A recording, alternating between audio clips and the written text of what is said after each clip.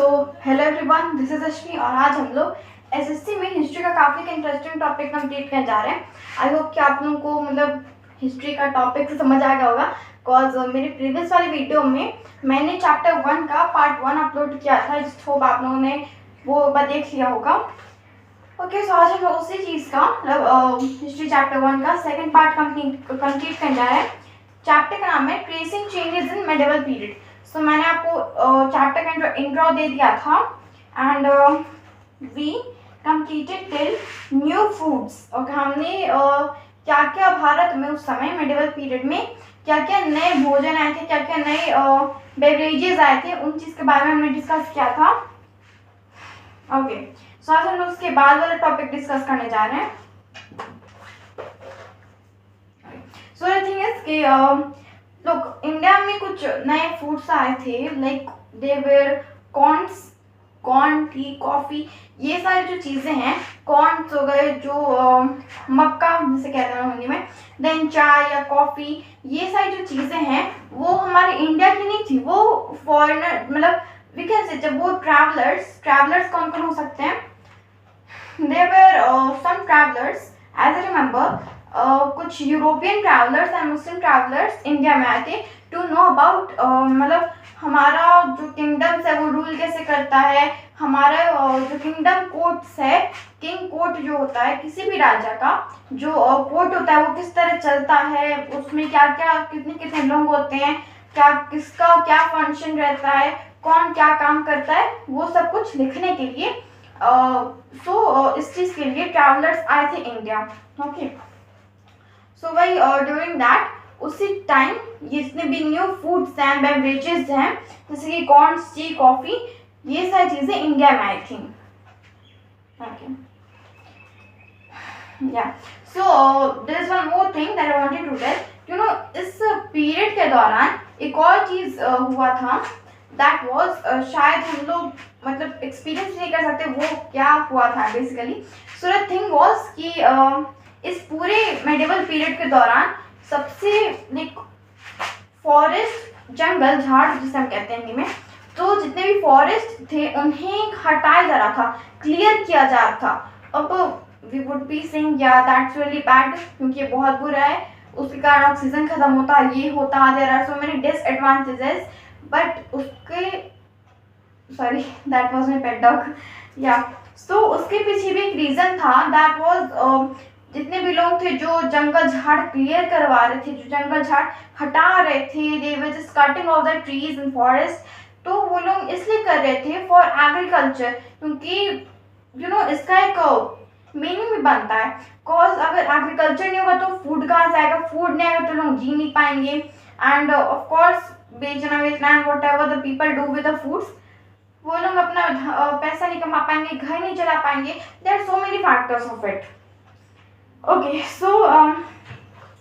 अभी हम लोगों ने कितना जाना कि फॉरेस्ट को क्लियर किया जा रहा था इस पूरे पीरियड के दौरान, वो भी एग्रीकल्चर के लिए, for people's benefit. Okay, and you know इसके कारण कुछ लोगों को दिक्कतें भी हो रही थी, एंड वो कुछ लोग क्या थे, वो कुछ लोग थे, दे वे forest dwellers, who they where the forest dwellers।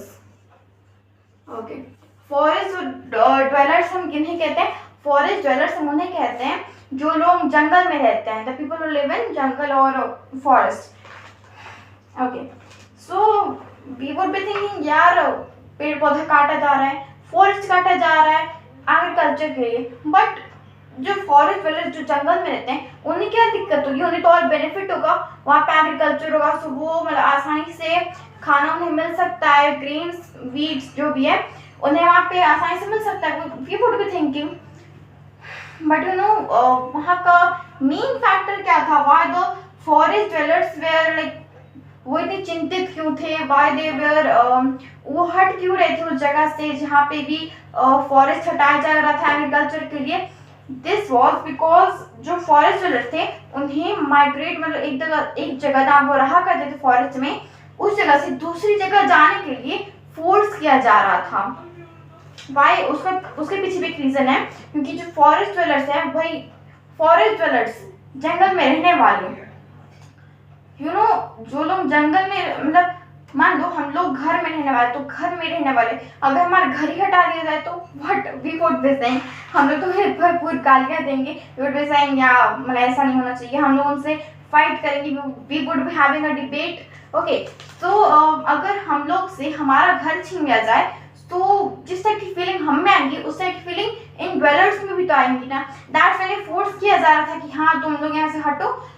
You just migrate, तुम लोग एक जगह से दूसरी जगह तक जाओ। ओके, या और इसके साथ एक और चीज था, द फॉरेस्ट ड्वेलर्स, जितने फॉरेस्ट ड्वेलर्स थे, जो जंगल में रहने वाले लोग थे, वो लोग द थिंग वाज देयर कि वो लोग काफी ज्यादा इन्फ्लुएंस हुए थे एंड उसके साथ अट्रैक्ट हुए थे, काफी ज्यादा इन्फ्लुएंस अट्रैक्ट व्हाटएवर यू से, वो करेक्ट या सो जितने भी फॉरेस्ट ड्वेलर्स थे, जो जंगल में रहने वाले लोग थे, वो लोग काफी ज्यादा अट्रैक्ट हो गए थे, काफी ज्यादा इन्फ्लुएंस हो गए थे किस चीज से, जो लाइक वी कैन से जितने भी वहाँ पे टेम्पल्स थे, because they used to live in forest, तो उन्होंने कभी कभार ये चीज़ें देखी होंगी, क्योंकि कॉमनली हम लाइक अस ओनली हम लोग कभी कभार ट्रैवलिंग करते हैं। ओके, सो हम लोग ही कई बार नई चीज़ें देखते हैं, कई जब हम लोग कुछ नई चीज़ों के बारे में जानते हैं, वो चीज़ हमें अट्रैक्ट करती है, सो हम उसके प्रति ज़्यादा अट्रैक्ट होते हैं, we get influenced by that thing, it could be anything, a movie or a cap or a pencil, anything it could be, but I usually get influenced by books, storybooks. Okay, so yeah, so like us only, हम लोग भी कई चीज़ों से influence हो जाते हैं, हम लोग कई चीज़ों से अट्रैक्ट हो जाते हैं, सो लाइकवाइज ये जो फॉरेस्ट ड्वेलर्स थे, ये लोग भी कुछ चीज़ों से अट्रैक्ट हो रहे थे, बट वो स्टोरी बुक्स ना ही थी, ना ही पेंसिल थे, ना ही कुछ और चीज़ें थी, दे were the temple and priest, temple, priest, monuments और भी कई चीज़ें थी, जिनके कारण जो फॉरेस्ट ड्वेलर्स थे वो लोग काफ़ी अट्रैक्ट हो रहे थे। ओके, एंड ओके, सो इस टॉपिक में एक और चीज़ दी गई है हमें, ये चीज़ बताई गई है इस टॉपिक में, जो कि रियली काफ़ी ज़्यादा इम्पोर्टेंट है, काफ़ी ज़्यादा इम्पोर्टेंट है ये चीज़ जानना। Okay, and that thing is, यहाँ पे एक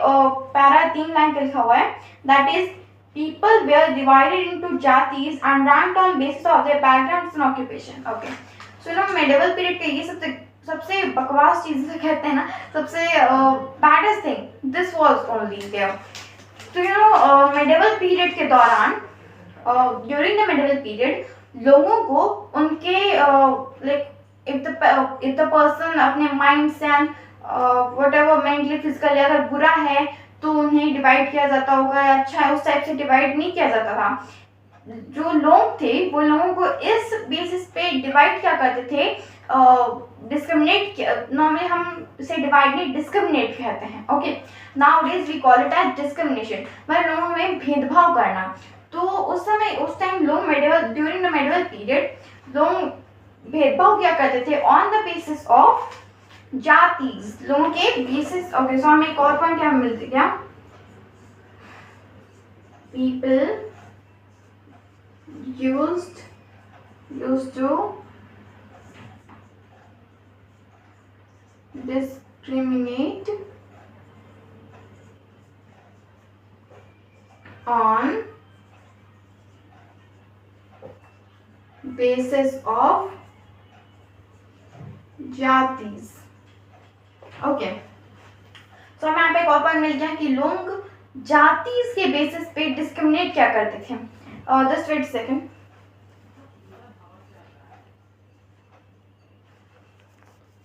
ओके, या